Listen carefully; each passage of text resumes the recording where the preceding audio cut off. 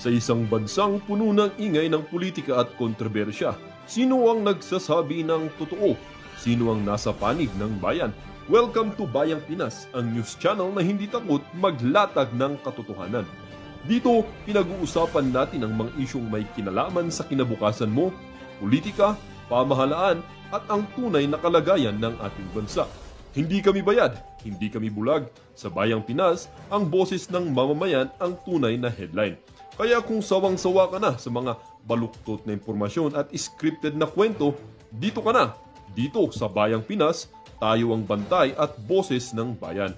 Kung gusto mong manatiling mulat at informed, don't forget to like, share, and most importantly, subscribe dahil sa panahon ngayon, ang kaalaman ay kapangyarihan. Ito ang Bayang Pinas, balitang totoo, pusong makabayan para sa sambayanang Pilipino. Tara na't alamin ang tunay na balita. Sa isyong ito, naglabas din po ng statement. Mamaya, babasahin po namin ang statement ni Senator Bong Revilla, dating Senator Bong Revilla, no ha? Ukol doon sa pagkakabanggit din po ng kanyang pangalan. Kasi doon sa statement po ni Yusek Bernardo, mga kababayan, detalyado yung kay Jinggoy, Senador Jinggoy, at saka kay Senador Bong Revilla. Well, alam naman ata ng marami na si Yusek Bernardo ay noon pa man po, kakilala talaga, ni na Senator Jinggoy at saka ni Senator Bong, di lamang natin alam na aabot pala sa ganito ang usapan. Aabot pala sa ganito ang sitwasyon. Ayan. Pwede ba natin, hapyawan? Ano na ang sitwasyon ngayon sa loob ng Senado? Recess ba ngayon? Wala. Ayun. Recess ngayon daw sa Senado. Sabi ko nga sa inyo, mukhang nawala Nawala po yung interest ng ating mga kababayan sa pagdinig ng Senado sa araw na ito. Ang sabi pa naman ng Senator Ping Lacson, na ngayon po ay paus na paus din. Pati boses si Senator Ping Lacson mukhang hindi nakisama meron daw pong mga surprise witnesses. At ang inaantabayan sana natin ay ituhong si Orly Gutesa kung haharap ba. Mukhang hindi po. Ang sabi nila, ang iniimbitahan dapat na magsalita via Zoom ay ito po si Congressman Saldico. Pero sa halip na magsalita po via Zoom, diyan po sa pagdinig na ito, kahapon ay nagpalabas po ng pahayag si Atty. Roy Rondain, na hindi po makaka-join via Zoom si Congressman Saldico sapagkat meron daw pong medical procedures na gagawin sa kanya. Pero sa halip na gano'n na nangyari, ito na nga po ang ating binabanggit. Ano ba ito? Sinadya ba ni Congressman Saldico sa araw na ito gawin yung kanyang recorded statement na yon? Ngayon pa naman na nag-resume ang hearing ng Blue Ribbon at ngayon pa naman, Kuya at Irma, na birthday po sa araw na ito ni Speaker Martin Romualdez. Nako, happy birthday, Tambaloslos. May you all have the bad luck in the world. Bad luck, birthday mo. Lumabas yung best friend mo. At sabi niya, isa ka talagang yung pinsan mo, kayo mga kawatan, mga magnanakaw. 100 billion, di ba? Ito ba ang kanya pa-birthday kay Speaker? Mabigat. Kaya sabi ko nga sa inyo, mukhang marami pong nayanig sa statement na ito. Pwede ba natin ipanood? Ito again, sa mga nagtatanong, ipanunod namin sa inyo, alang-alang po sa kabatiran ng marami, baka iba hindi nakapanood sa social media. Pero ito po, official, galing doon sa mismong Facebook page ni Congressman Saldico. Wala pong nagsasabi na ito ay AI, fake, o ano pa man. Hindi po, walang ganon. Mula po kanina nang ito'y lumabas, halos sinasabi nilang ito po ay totoo, authentic. Mula po sa mismong media page ni Congressman Saldico. So, safe tayong ilabas ito. Ayun, alam na naman ng marami. Baka ilang minuto lang ito, no? Part 1 lang daw ito eh. Part 1. Ilang minuto ba ito? Almost 5 minutes. O sa kabatiran po ng marami, baka hindi pa po ninyo narinig sa mga nasa probinsya, yung mga nasa abroad, wala pong access sa social media. Ano ba? Ano ba itong pasabog ni Congressman Saldico? Sige nga po, panoorin natin. Banat! Nag-deliver papunta sa bahay nila Pangulong Bongbong Marcos at Speaker Martin Romualdez mag-insert o magpasok ng 100 billion worth of projects sa BICAM. Kaya po nyo, ulitin lang natin mga ka-reaction ha, kasi marami pang hindi nakapanood sa ating mga kababayan. Pero dito, happy birthday, Tamba! Happy birthday! Wala kayong Merry Christmas! Congressman Saldico. Sige nga po, panoorin natin. Banat! Nag-deliver papunta sa bahay nila Pangulong Bongbong Marcos at Speaker Martin Romualdez mag-insert o magpasok ng 100 billion worth of projects sa BICAM.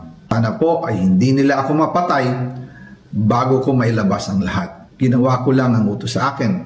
Pero ngayon, handa na akong harapin ang lahat. Ginagamit ng administrasyon ang buong resources ng bansa para tumahimik ako. That he will shoot me if I will talk. Gagamitin ako bilang panakipbutas sa kanilang kampanya laban sa korupsyon. Hindi na ako mananahimik, ilalabas ko ang lahat ng katotohanan. May resibo, may ebidensya, at may pangalan. Para sa bawat Pilipino, alam ko na buo ang galit ninyo sa akin ngayon. Nauunawaan ko rin kung bakit. Lalo na at malaki ang halagang nakataya. Pero bago kayo humusga, hayaan ninyong ipaliwanag ko ang buong katotohanan. Matagal akong hindi nagsalita dahil may direktang utos sa akin. Huwag nang bumalik ng Pilipinas at manahimik na lamang. Umalis ako noong July 19, 2025 para sa aking medical check-up. Nakaplanong bumalik pagkatapos ng SONA ni Pangulo. Pero habang papauwi na ako, tinawagan ako ni dating Speaker Martin Romualdez at sinabihan, "Stay out of the country. You will be well taken care of as instructed by the President." Noon naniniwala pa ako sa kanila, kaya't hindi ako bumalik. Tumikom ang aking bibig, sumunod ako, pero ang hindi ko alam, ang ibig pala nilang sabihin sa aalagaan ka namin ay gagamitin ako bilang panakipbutas sa kanilang kampanya laban sa korupsyon. Nako mo! Ginawa nila akong poster boy ng kanilang sariling kasinungalingan. Ngayon, hindi na ako mananahimik, ilalabas ko ang lahat ng katotohanan. May resibo, may ebidensya, at may pangalan. Nagsimula ito nung tumawag si Sekmina Pangandaman sa akin nung nag-umpisa ang BICAM process last year, 2024. Ang sabi niya, katatapos lang ng meeting nila ni Pangulo at may instructions na mag-insert o magpasok ng 100 billion worth of projects sa BICAM. At sinabi pa ni Sekmina, you can confirm with Yusek Adrian Bersamin dahil magkasama sila sa meeting ni Pangulong BBM noong araw na yon. Tinawagan ko po agad si Yusek Adrian Bersamin at tinanong ko kung may instruction nga ba ang Pangulo na magpasok ng 100 billion during their meeting. Ang sabi niya ay totoo nga po. Right after our conversation, tinawagan ko po si dating Speaker Martin Romualdez at nireport ko ang instructions ng Presidente to insert the 100 billion projects. At sinabi niya sa akin, what the President wants, he gets. After ng ilang araw, nag-set po ng meeting si Sekmina Pangandaman at Yusek Adrian Bersamin sa amin ni dating Speaker Martin Romualdez sa Aguado Building in front of Gate 4 ng Malacanang at nandun din po si Yusek Jojo Cadiz. During the meeting, binigay po ni Yusek Adrian Bersamin ang listahan na worth 100 billion. Tinanong ko po si Yusek Adrian kung saan galing ang listahan. Ang sagot niya, galing kay PBBM mismo at binigay niya ito mula sa brown leather bag. Nung sinabi po ni Yusek Adrian Bersamin yung brown leather bag, naalala ko noong nasa Singapore kami right after the elections of May 2022 sa Hilton Hotel, kami ni dating Speaker Martin and PBBM habang pauwi at pabalik ng Pilipinas, hinabol ng PSG ang brown leather bag at ang sabi ni PBBM, maiwan na lahat, wag lang ang brown leather bag. Kaya naniwala ako na utos talaga ito ng Pangulo. Pagkatapos ng ilang araw, I informed sina dating Speaker Martin Romualdez, Sekmina Pangandaman, Yusek Adrian Bersamin, and Yusek Jojo Cadiz na kung pwede 50 billion lang ang ipasok sa program funds dahil sa sobra ang DPWH funds versus sa DepEd. In practice, hindi pwede na mas malaki ang budget ng DPWH kaysa edukasyon. And yung balance na 50 billion, ilagay na lang sa program funds for the 2025 budget. Dahil Office of the President din ang nagre-release ng lahat ng unprogrammed funds. Pagkatapos ng isang araw, tinawagan ako ni Sekmina at sinabi ang mensahe ng Pangulo. Ipasok ninyo yan dahil pinangako na sa akin ni Speaker Martin yan at hindi na pwedeng baguhin. Kumbaga, ang utos ng hari hindi pwedeng mabali. Again, I informed the Speaker and asked clearance about the instructions ng Pangulo. At ang sabi niya, wala tayong magagawa. Kaya po nagtataka ako kung bakit sinasabi ni Pangulo na hindi niya makilala ang budget, samantalang lahat na binawas at dinagdag sa mga ahensya ng gobyerno ay humihingi ng approval sa kanya si Sekmina Pangandaman. Yun po, hindi na ako magbibigay ng anumang komento. Ano ha? Kayo na po, baka limi-limiin na ninyo ang mga... Hindi, magbigay ka. Magbigay ka, sir. Anong limi-limiin? Lilimiin talaga namin yan. Sinabi niyan ni dating congressman, dati pong representante ng Ako Bicol Party List, Saldico. Hanggang ngayon po, mga kababayan, ay wala pang sagot ang mga personalidad na nabanggit ni Congressman Ko. Una po, Speaker Martin Romualdez, dating Speaker Martin Romualdez, wala pa pong sagot. DBM Secretary Mina Pangandaman, nabanggit din po ang kanyang pangalan, sinisikap din po natin na makapagbigay ng kanyang reaksyon. Adrian Bersamin. Si Adrian Bersamin ba, saan ito nagtatrabaho? Kamag-anak ito ni E.S. Bersamin, si Adrian Bersamin. Wala pa rin pong statement ukol sa bagay na yan. Sino pa ba yung mga nabanggit na pangalan? Well, gaya nga po ng nabanggit ko sa inyo, hinihintay natin ang press con mula po dyan sa Malacanang at ina-expect natin na maglalabas po na official na pahayag o reaksyon ang Malacanang sa mga nabanggit na ito. Yan. Malacanang tayo?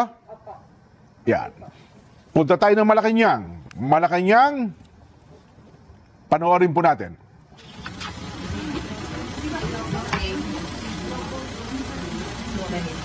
Ito na po yung Malacanang. Magsasalita na yung Malacanang. Happy, happy birthday! Happy, happy birthday, Tambalos! Los! RTBM. Live by RTBM.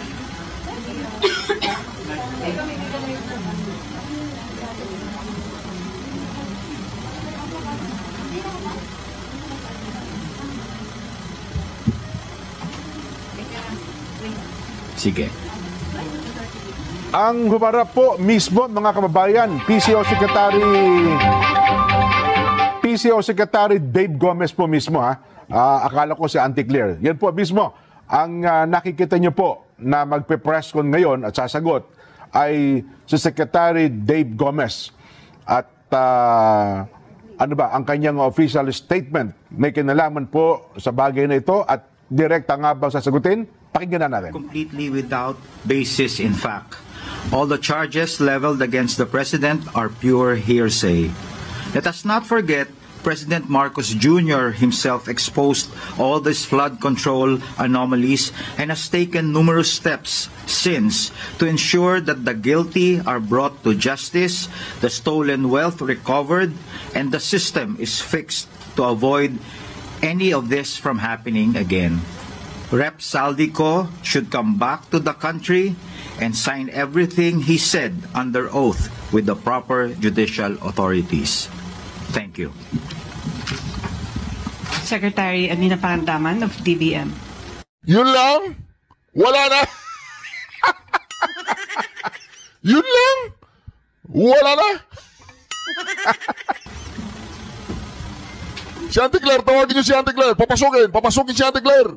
Excited na yan. Tagapagsinungaling. Papasukin natin yung tagapagsinungaling ni Bongbong Marcos. Oy, Auntie Claire, malapit-lapit na matapos yung trabaho mo dyan.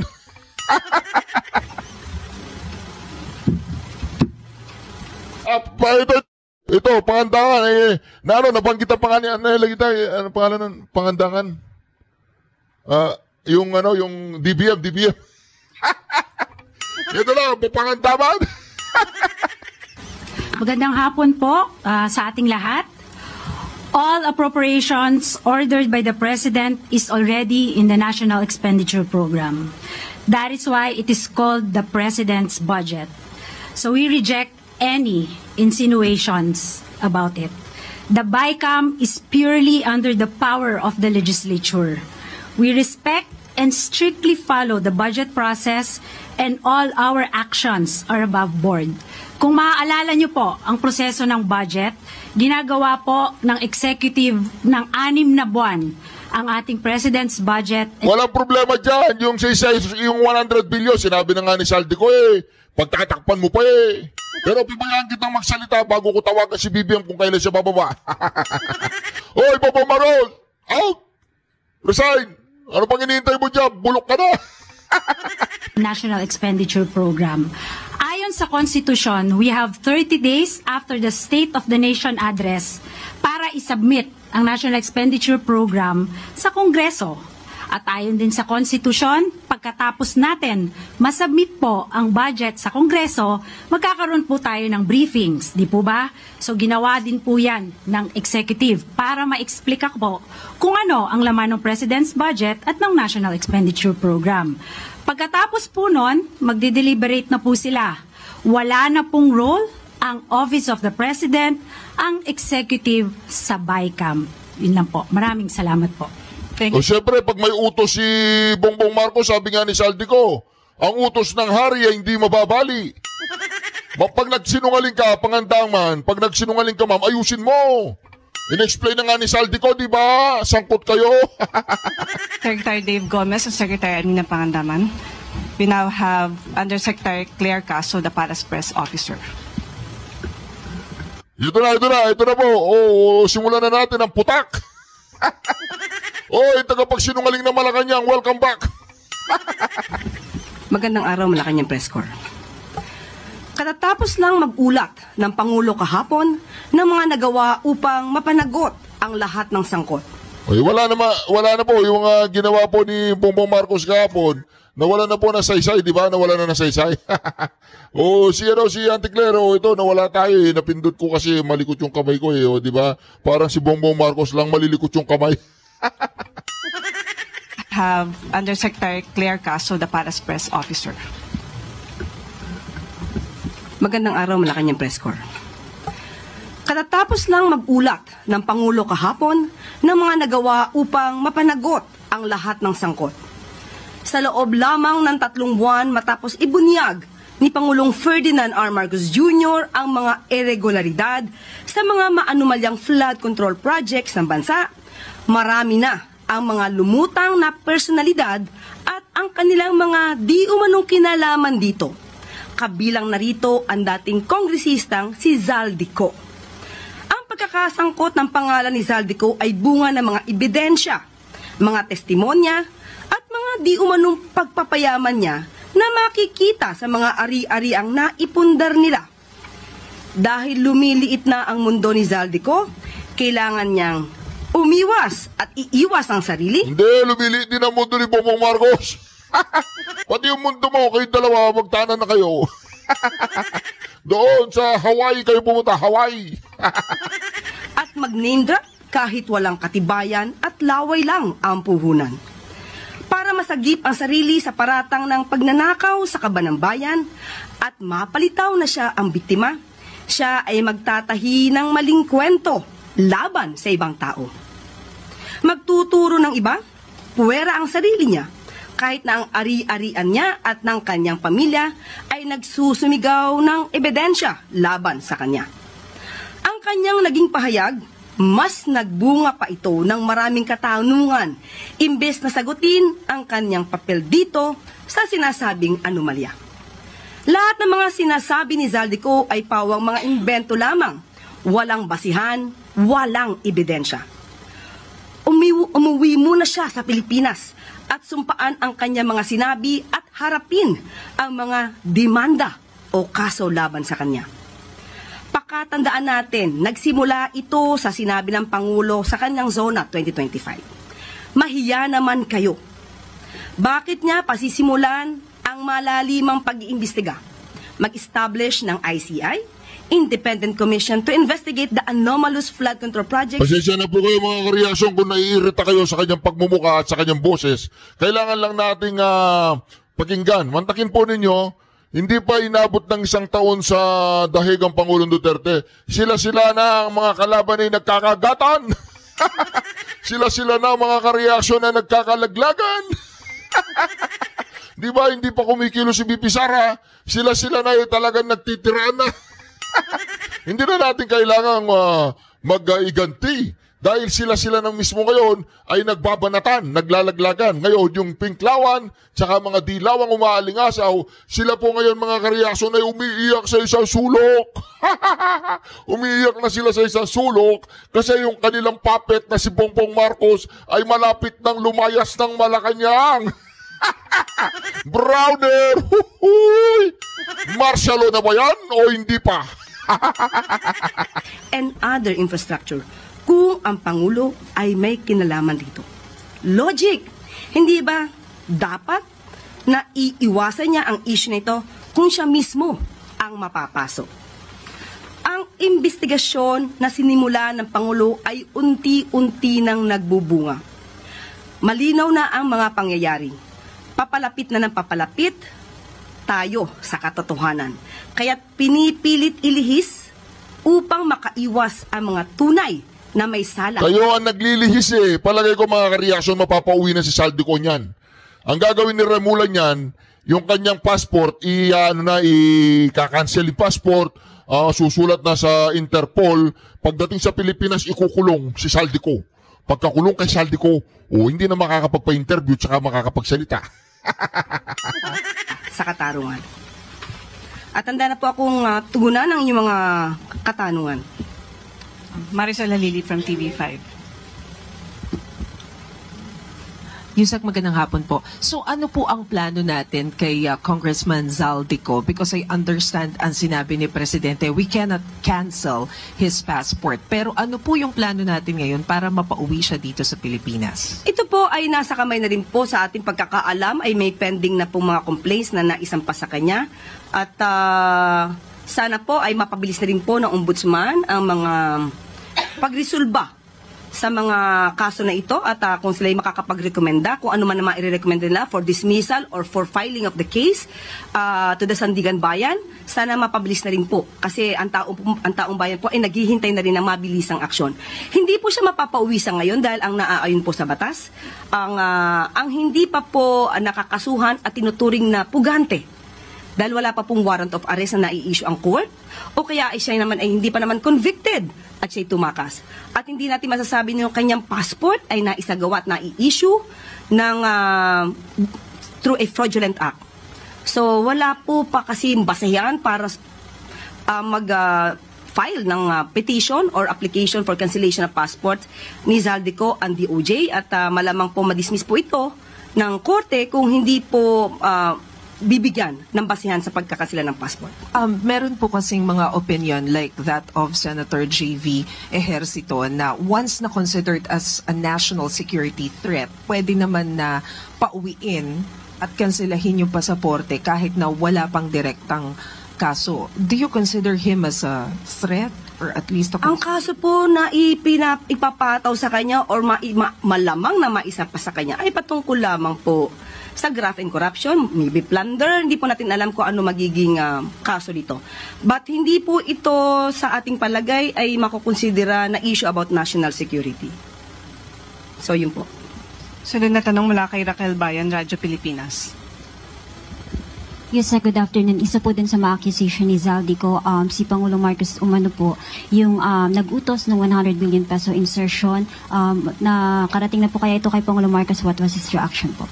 Opo, at ang updated naman po ang ating